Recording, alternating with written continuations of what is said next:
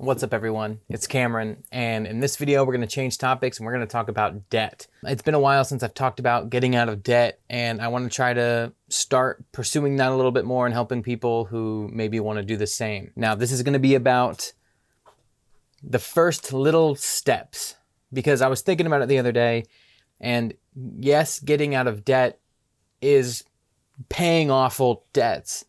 But that's not how it starts. It doesn't just start with, okay, I'm going to start paying off my debts. It's like, no, most people are drowning and can't even think about getting to that step. They're stressed out about money constantly. They are worried about payments to their debts, of course. But then at the same time, they worry about just being able to live their life a little bit, constantly feeling the pressure of not being able to have any fun because they don't have any money, or they just are literally negative in money. So every time they do want to even just get food or, feel that living their life just a little bit, they have to go into more debt because of it. And by going into more debt, that doesn't always mean like, oh, I'm going to put it on the credit card, which is usually what it means. But a lot of the times it can just feel like you're getting into more debt because spending this $15 now takes away from $15 that you might need here in the next couple days, because you know that coming up is going to be something you need to buy at Target or something small like that. It's amazing how when that pressure is really getting put on you, how those small dollar amounts feel like huge dollar amounts. And I remember feeling that. And, you go throughout day-to-day life and it's just normal. Everybody's in debt. It's good debt. We need our credit score. Like that's what we all justify and talk to ourselves, and people tell us. But that's not true. We justify a lot of things because we like feeling good. And we don't like feeling stupid. And we don't like feeling like we made bad decisions. But most of the time we are making bad decisions, or at least not being stupid, but we're at least making decisions that aren't the best decision. And over time, those add up and really hurt you and put you in a position where when things get tough, you panic and you really get put in a hard place, because now it feels like you have no choice. And that's why many of us stay in jobs that we hate. And we'll just deal with things that break down in our house because we're like, oh, I can't afford to fix that now. We're just going to learn to live with it. When really you deserve to live somewhere, or at least live where you're at, where things work properly, it doesn't matter if you need to go buy something simple from like a big box store to fix a problem in your house. It's crazy how many of those things we even put off because that extra purchase that's unexpected, even if it's only like $10, is just unnecessary to us in the moment because we can't breathe with our money. All that to say, debt is stressful. And here's some of the little things that my wife and I did. So a lot of this applies if you're with a partner doing this. And if you're not with a partner, then some of them don't apply, but you can still get valuable information out of it. So if you're new to looking into how to get out of debt, this is going to be new information for you. If you're not new, then this is going to be things that you've probably heard before, but maybe just let me be another confirmation that they're necessary and required almost. All right. If you are doing this with a partner, you need one bank account. You cannot have separate bank accounts. I understand that there is hesitancy for that because maybe you or your partner were in a previous relationship that didn't go well, and they have some hesitancy and trust with money, and some, not necessarily that they don't trust you or you don't trust them, but you or them feel safety in having your own account because it just makes you feel better. Because of a previous relationship, you were put in a position where you had no freedom. That's a genuine thing, and that's a real thing people go through. It's not necessarily an insult to you or to them that you don't want to share a bank account, and it doesn't mean you don't love them or they don't love you. It just, for a lot of people, it's a safety thing, and it makes them actually feel more secure because they have like a safety net just in case something bad happened. So don't take it personally and don't make it feel personal to the other person. But with that being said, that safety net is setting you up for failure. It's really hard to justify having two accounts or even multiple accounts or secret accounts. If you're somebody who has a secret account because you can't trust your partner with money because they're a spender, that needs to be a conversation that's held without judgment.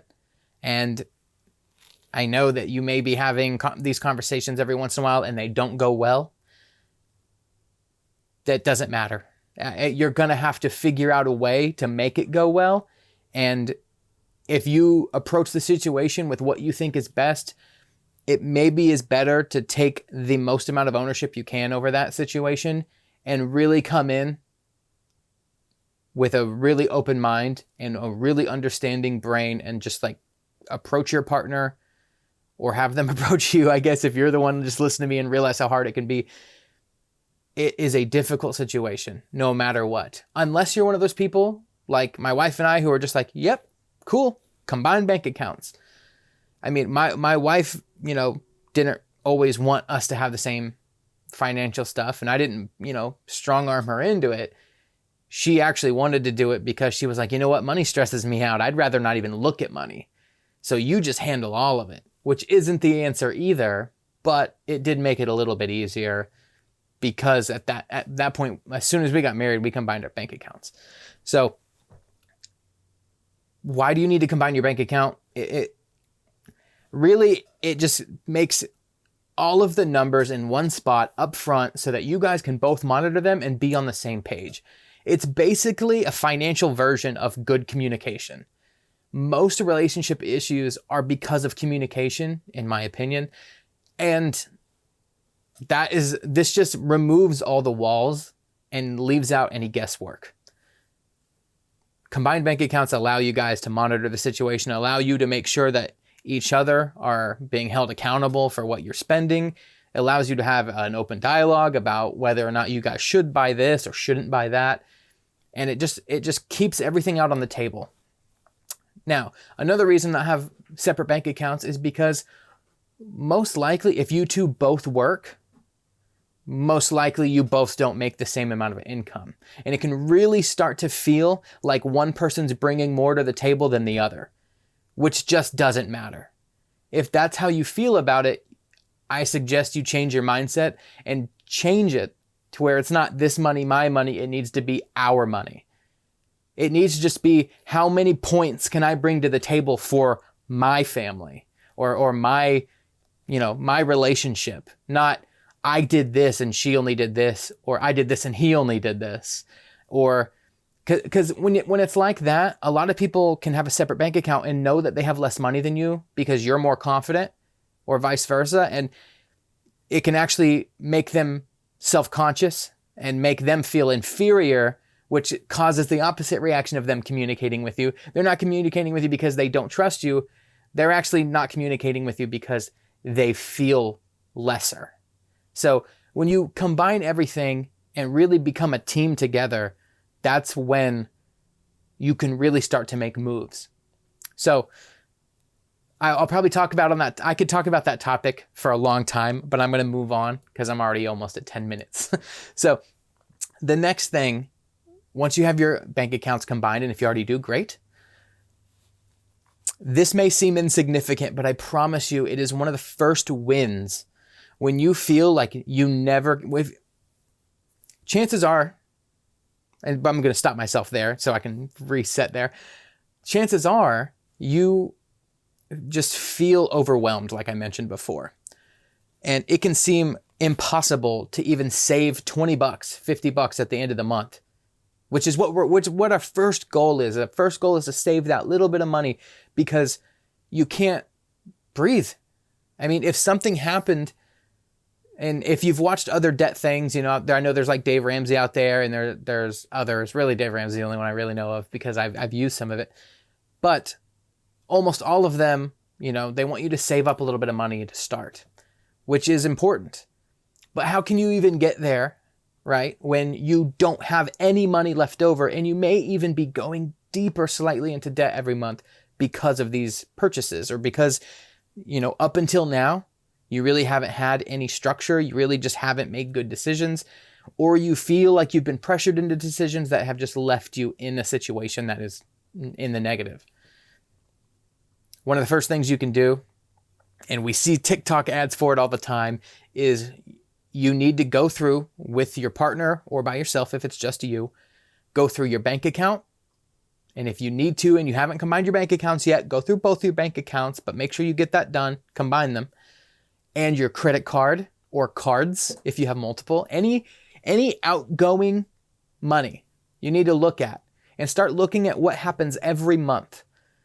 I'm talking about subscriptions or just normal payments to things. We can really start to justify purchases that reoccur every month. And most of the time it is streaming services like music and like movies and TV. Those are going to be the big ones. You really need to take a hard look. And it may not seem significant because it's only like $5 here, $12 here, $8 here. Figure out what you can get rid of. When my wife and I started, we were like, you know what? $50 a month would really help us. How can we get as close as we can to that so we can get this ball slowly rolling? And one of the first things we did was we looked at that and we realized we were paying for Apple TV because, Ted Lasso came out and we were, watching that or something like that. And, that was, I think, $5 a month or something like that. So we get rid of that. And we realize we have Hulu for free because of our cell phone carrier, which is a tip. If you don't already know, make sure you check with whatever cell phone provider you have, not to change your cell phone service, but to see most of them offer some kind of free streaming service for music and TV. So if you just need something, make sure you get the free stuff no matter what. I'm pretty sure Verizon has Netflix and then Sprint and T-Mobile have Hulu. And I think they even have like Paramount Plus for free right now or something. Later in the future, this might be irrelevant, but if you're watching this years from now. Either way, check and see what you can get for free from things you already have. It may be your internet provider or your cell phone provider. A lot of the times they have free things. But go through. We realized we were paying for Spotify every month. I love having Spotify, especially because it gets rid of the ads, but deal with the ads. Like, I don't know what to tell you. We were paying for it. It was like $11 or $12 a month. And it was just because we listened to a Disney music playlist when we cleaned the kitchen or cleaned the house. And it's really the only time we ever used it. Maybe we'd put it on the car every once in a while. But that wasn't worth $12 a month to us because it's not just the $12 a month. It's $12 a month in a pool of other things we're going to cut out. So, we got rid of streaming services. I don't know what to tell you. We kept the very bare minimum that we could and only watch stuff on there because most of the time we're working. We're not trying to spend a bunch. I think we put something on when we eat maybe, and we probably shouldn't even do that. So if you're somebody who watches a lot of TV, I would try to stick to just one or two if you have a bunch. Cut the rest temporarily. You can get them back later. But to get that ball rolling, just keep a couple or one and then exhaust all your options on that streaming service because you're being very intentional so that you can save money. And before we knew it, we cut out a bunch of things and canceled a couple subscriptions that we didn't even realize we had that we just left there. I think we had like the internet for the Switch, like the Nintendo Switch. It's like $4 a month or $5 a month. And we were like, we never even used that. Let's cut it. But we never cared because it was only $5. Before you know it, we had $45 freed up each month. That was basically a $50 a month increase in pay that we had in income. So we were able to start using that little bit that we started to pay off our very first debt. Now, one of the first debts you're probably going to have, it's different for everybody. A lot of the time it's going to be a credit card because your credit card's not going to be as much as other debts. And if you're behind and you're actually behind on things like bills, like electricity or gas, use that little extra to start paying that off first. Pay off things that are behind, like utilities. You got to make sure you're paying attention to things that you need first. Those credit card payments that are already behind, they're going to continue being behind. Yes, that $50 you just saved might be $50 in interest at the end of the month anyway, and it might just break even. But if those are already behind, you need to start somewhere else, and that somewhere else is going to be your utilities, basically. So make sure you're putting those extra payments of that extra $50, if that's for the example, towards things like that. So we're at bank account combined. That's crucial. And you need to start paying off your basic utilities if those are behind. And if not, then just pick your lowest debt. Of course, this is that debt snowball method that most people are familiar with. You're going to pay the lowest debt first and work your way up through the dollar amount. So if you got $100 some debt, start paying that off. And I am a little different. I feel a little bit differently than the Dave Ramsey stuff, which is the main thing that I think most people should follow, to be honest. But we didn't do it exactly that method. So if you're somebody who doesn't quite mesh up with that and you're listening to me for a different perspective, great. We didn't do smallest to largest right away. The thing that actually got our ball rolling was because we had kind of like a little windfall of, I think we were able to save up like $5,000 or $6,000, which I know for somebody else may sound like a crazy amount of money if you're really in debt. They're like, well, of course, I can think of so many things they could do with $5,000 or $6,000. Well, one of the big differences, the first thing we did wasn't go spend it on stuff. It's really easy to get money and then be like, you know what, that project that we were wanting to do really needs done. Or, you know what, we really need a new bed. My back's killing me. Like, it's really easy because those things are real things that you need to fix. But they're not the most important things that you need to fix. If you were to put all your priorities on a list of like most important to least important, they're not going to be at the bottom, but they're not going to be number one either. So what I really wanted to do was, we had this extra money that came out of nowhere. And a lot of it was because COVID was happening and it just started and everybody was getting stimulus checks, right? And I had a random good month with my business and made a little bit more money than normal. So it wasn't a bunch. And then another thing happened because of, I can't remember what, but before we know it, we have this tiny bit of extra money, which I know isn't tiny to a lot of people, but trust me, the more through the debt process you get, the more that money is like, oh, okay. It blows my mind, but we're here now. Anyway, we paid off my car. I had about $6,000 left on my car, and I went to my wife and she wasn't on board yet. We hadn't decided to get out of debt yet, but I had been listening to a lot of stuff and really getting motivated and stuff where it might be part of the process you're in now. And we decided to pay off my car. She was like, I guess I really think we should save that, but let's pay off your car. And I did that. I paid off my car, and it felt really weird because all we had ever been told our whole life is have a car payment. Everybody has a car payment. It's fine. It's normal. It's everyday life. Just deal with it. That's how the world works now, right? It doesn't have to be. Because I valued this money that came out of nowhere that is just going to slowly dwindle away. I remember a long time ago, my dad told me, I got my first tax return, and it might have been both my parents, but I just remember them telling me, no, go spend that money, because you'd be surprised how fast that money leaks out of your bank account, and before you know it, you don't have anything, and now you don't have any money either, and it just happens. It just happens if you just keep money somewhere and you're not used to it. Because I was a kid, they were basically telling me like, hey, you're a kid. You're going to be spending, do it now because you won't be able to in the future. So I think about that a lot. And whenever we do have money, that's what I think about. It either needs, when we get money, it needs to go to something. And eventually that something becomes a savings account or, a better financial decision that sets you up for success even more in the future.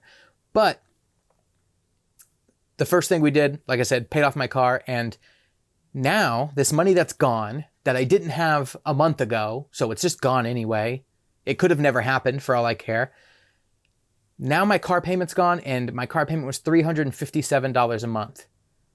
So now on top of that $45 a month that I have eliminated from my stuff and my car payment, my wife and I now technically make an extra $400 a month because we're not putting it towards payments for stuff. And an extra $400 a month really starts to add up. After 2 months, you've got $800. That's almost $1,000. And that's if you didn't make any moves on top of that. So the next thing I did with that momentum, and I was like, okay, if that's what this takes, technically paying off debts and increasing income can make that really, really start going. I looked around my house. I looked at old DVDs, video games, consoles that I just wanted to keep for nostalgia reasons, like for video games and stuff like that. Anything I had around the house, screw it. I just listed it on Facebook Marketplace. And normally my channel is about dropshipping on Facebook Marketplace, but that's not what this is. This happened way before any of that.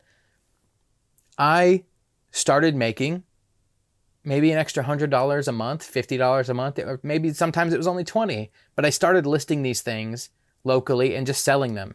And really, it really helped me too, because I have a problem with keeping stuff. I don't like getting rid of stuff. And it really helped me get rid of things that were just taking up dead space in my house. You know, I still have a stack of stuff over in the corner here from when I was doing that, and I still haven't moved it. And I look at it all the time and I'm like, dang, I need to list that stuff.